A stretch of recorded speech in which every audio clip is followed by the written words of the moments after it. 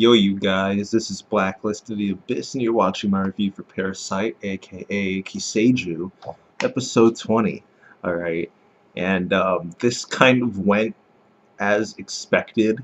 Uh, they, these army guys managed to separate the one Parasyte from the rest of the pack and take her out. Okay, but they did it in a way where the people who were inside also couldn't see her. So despite the fact that she was taken out, the only thing that the only evidence of that were the gunshots. Okay, and people did hear the gunshots. They did wonder what was going on. However, they were able to give this excuse, which made no sense, but they believed it anyway. They said that the gunman that they claimed was on the roof was shooting, and those were he was shooting warning shots, and that was why they heard those gunshots. But that makes no sense because you will be able to tell the difference between a gun being shot in front of you and a gun being shot floors and floors and floors above you. That's going to sound different. Okay, you might not be able to tell like the general location, or you might not be able to tell the specific location, but you could at least tell the difference between gunshots over there and gunshots all the way up there. Okay, you will be able to tell. All right, so not a big, it's not a big deal, but I did notice that. All right, but anyway, um, the other parasites, because of their ability to sense when one disappears, um, they were able to figure out what was really going on. All right, and they tried to get away deeper into the building, but that didn't really work. So one of them decided to go out there on her own. Well, two of them really.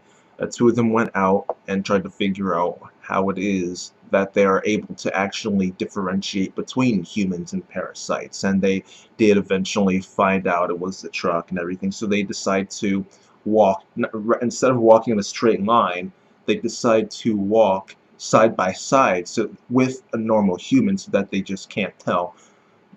All the results like overlap, and you just can't tell who's who and what's what. Okay, and luckily this is when they decided to send out Origami, because he's able to figure it out. Like, oh my God, there are parasites here. They're all lined up. Unfortunately, they ended up taking out the one civilian that was there as well. The fact that he ran, what didn't exactly help matters, but they ended up taking out those two parasites, and the one female parasite, or the parasite that took over the female body, ends up getting forced through the door or the glass into the room where all the civilians are currently gathered, into City Hall. All right, and at this point, the secret's out. It was complete and total chaos, and just like I said, it just, their plans just did not work out. Just like I said they wouldn't, because it was ridiculous to think that they conveniently forgot that the parasites have these telepathic powers, kind of, and then they didn't mention it until after they killed the first one. I'm just sitting here thinking, like, they're like, you just conveniently forgot about this until after you've already started. Come on, you should have known that ahead of time and come up with some plan, because you knew the parasites weren't going to sit there and let you kill them. All right. Worst case scenario, like I said last week, they start sacrificing people, and that's exactly what happened. All right, they were picking people up, throwing them into the officers and like the army dudes, and then they were like holding up people as shields, like, and crap like that.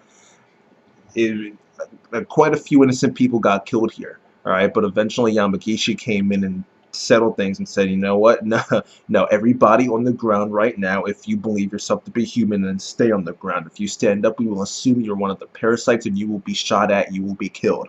All right. And one of the dudes was stupid enough to stand up, but he, no one else stood up after that. So, except for parasites.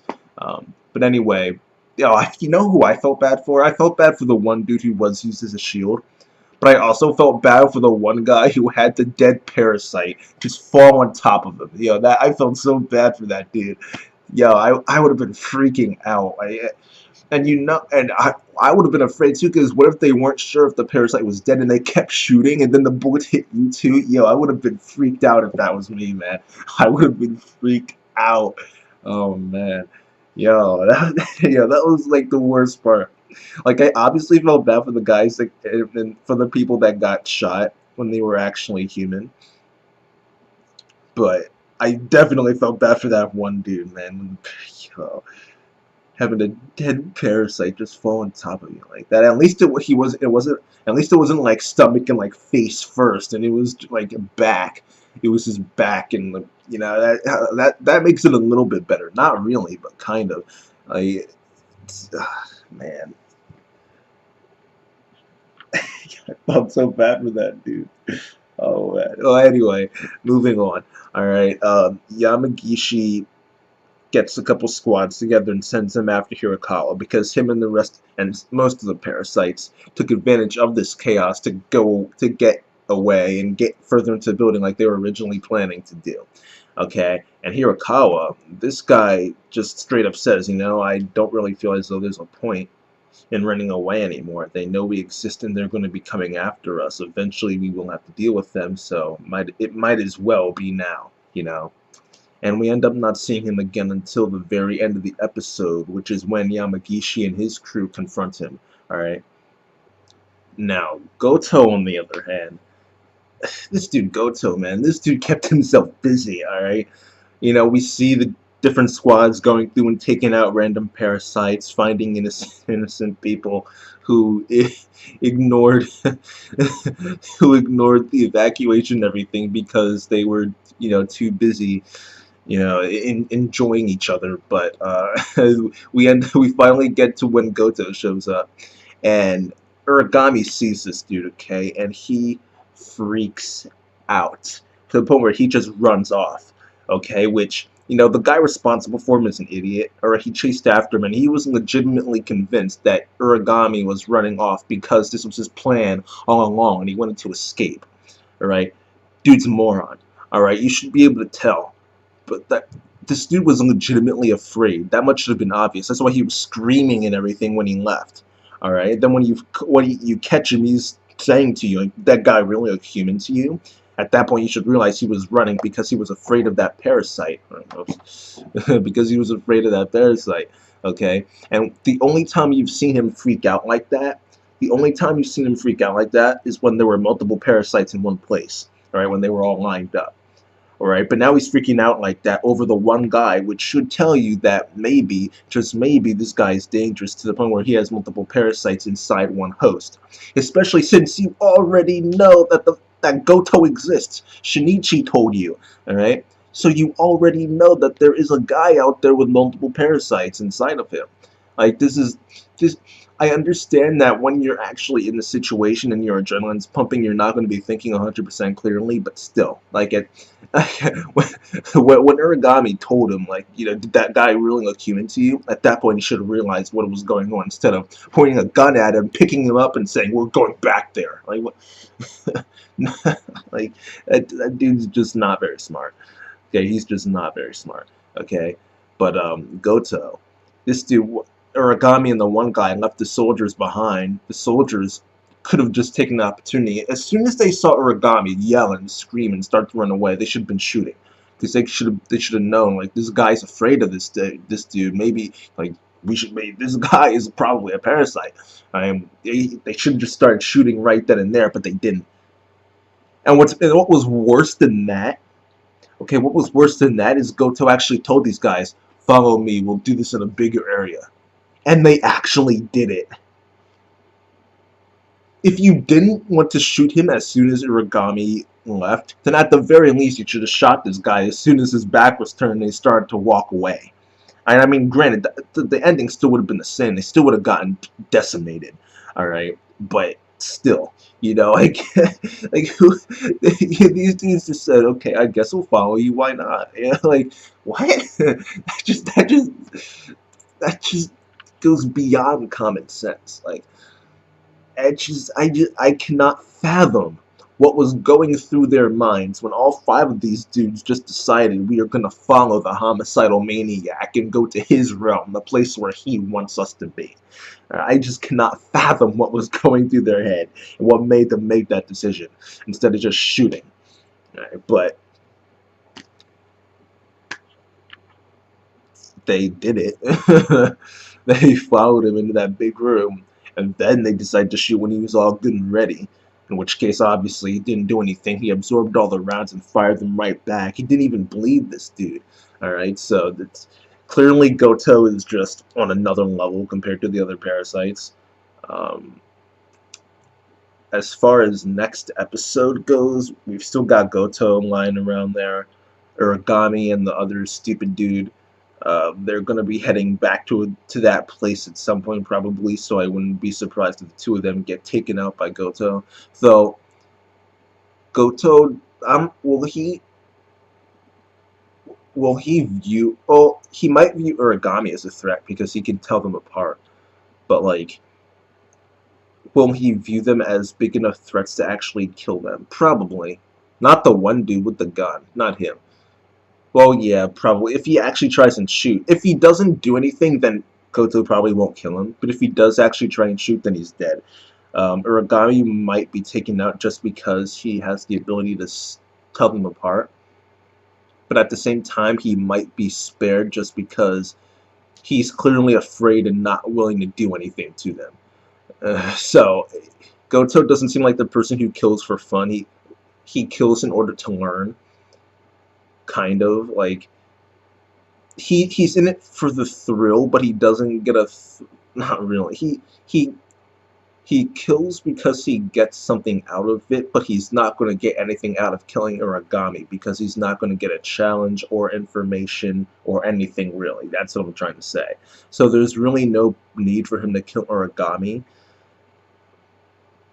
unless he does say, you know, better safe than sorry. He can tell us apart, so I'll just take him out.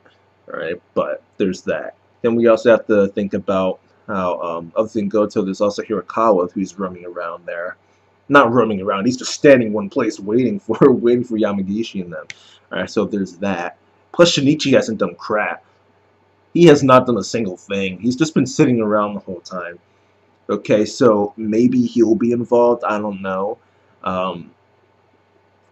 There are only 3 episodes left, so the way they're going, it looks like things are probably going to be settled next episode, but they need material for 3 episodes, not just 1. So something has to happen, which brings me to the question, what if all of the remaining parasites aren't at City Hall? What if they're not affiliated with Hirakawa? You know, like, what if there are random parasites somewhere else in Japan? Like, this can't be the final battle. There's no way that conveniently all of the remaining parasites decided to go with Hirakawa and be a part of his group. There's just no way. You know, I just, that would be way too convenient. It really would. So I would like that to be addressed as well. Based off of the title of the next episode and the preview for the next episode, it looks like Shinichi will be engaged in other activities that are not killing parasites or doing anything involving parasites. So it does give you the impression that things will be settling down next episode, but it's hard to imagine how they can transition so quickly like that because of the fact that you do have Goto roaming around, you do have Hirakawa about to fight Yamagishi and his entire crew, and it's hard to imagine. And remember, Hirakawa is supposed to be special, according to Tamariko. Okay, so Tamirioka. So I don't imagine him losing. So you have these 2 powerful parasites in Hirakawa and Goto roaming around, yet you transition away from this area completely to the point where Shinichi isn't even sitting in the truck anymore. He's gone. He's off with Murano somewhere. Like it means that this entire arc ends next week. But I don't see how they can transition that quickly when the 2 biggest threats are still roaming around, unless the final 2 episodes deal with it. But it's just, I don't know how they're going to do this. I don't know how they're going to do this. It would feel weird to have Hirakawa and Goto escape and then only have 2 episodes to resolve their capture and defeat. Like, if this is, like, they're here, they're making their stand. If any, it just doesn't make sense to have them escape just to have them killed an episode or two later. You know, like it's like it would be like buying time, and I don't. It would be weird to do that. So it doesn't. Parasyte doesn't strike me as the type of series to do that. So, or maybe they are defeated here somehow, some way, but the remaining episodes are spent focusing on Shinichi and Migi. So maybe uh,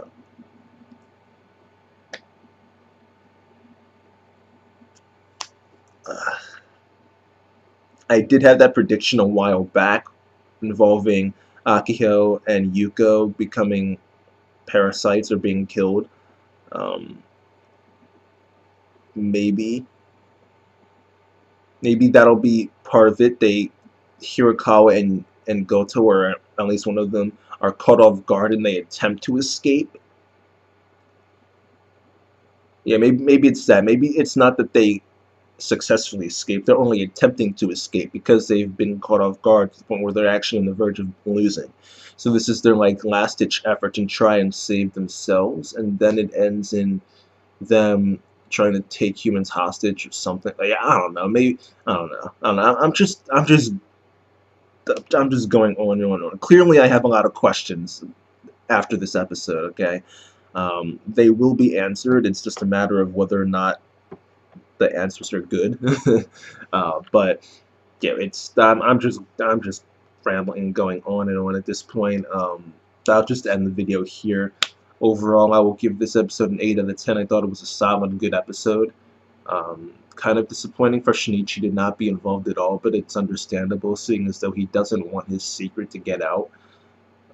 Because as soon as the secret gets out, then maybe he will be branded an enemy as well. Because keep in mind, the mission here is not to save people, it's to kill the threat, to eliminate the threat. So if they have to sacrifice civilians, they'll do that. If they consider Shinichi to be a threat at all, they will take him out without any regard for his life at all. Okay? And this Yamagishi dude doesn't give a crap. So as soon as he sees me, he'll be like, oh, you're one of them? Yeah, you might be in full control, I don't really care. Yeah, I'm taking you out, because it might not be that way for much longer. Boom, you're done. All right, and that'll be that. So it makes sense for him to want to keep that quiet, but still, it is still kind of disappointing for Shinichi to not be involved at all in the final fight between Hirakawa and Goto. So hope, again, it's just the transition. I don't know. I'm ending the video here because then I'm just gonna go on and on and on. All right, but that's it, you guys. Episode gets an 8 out of 10. It was a solid, good episode. The only negatives are like really minor and small. All right, so that's it, you guys. Rate, comment, subscribe, and I'll see you guys next time. Okay, alright, listen. After I stopped recording the video, I actually came up with a theory. Alright. So we know that Shinichi's gonna be with Murano next week, right? So what if while this is really random, I don't know how I came up with this, but what if while Shinichi is asleep or something, Murano pulls out one of his hairs? Okay, because she knows that he's involved with all these parasites and crap. She just doesn't know to what extent or why it is that he has to be the one that gets called in by Hirama. Why he's the one who has to get approached by Tommy or Ryoko. Why he's the one that has to be given the baby. Why he's the one who has to save people. Why he's the one that has to constantly be involved with these parasites. Okay.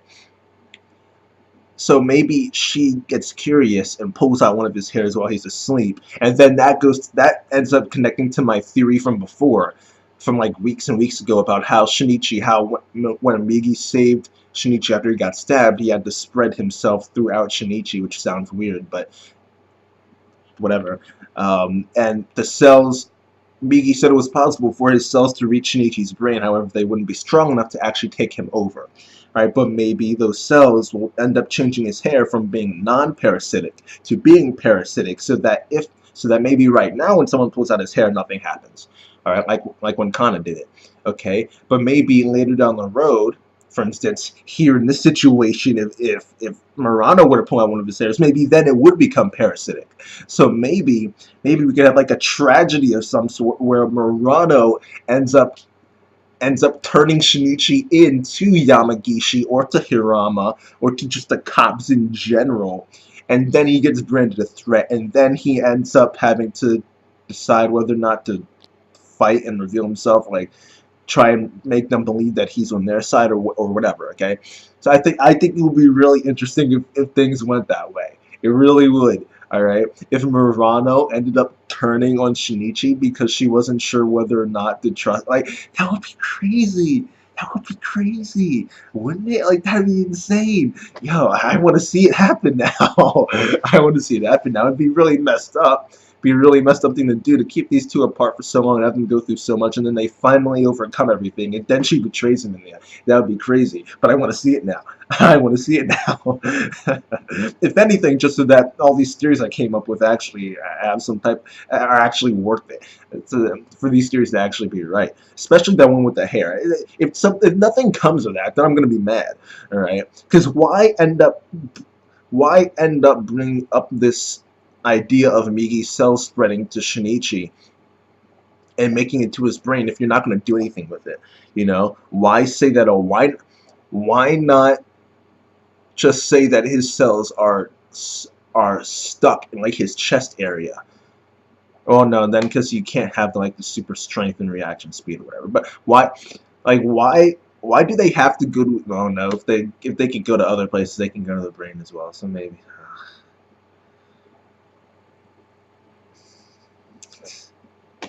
And now I'm convinced myself it's not gonna happen. Well, maybe it will. I want it to happen. I want it to happen though. So I just went on for another 4 minutes just to explain this theory that probably won't happen, but it would be cool if it did.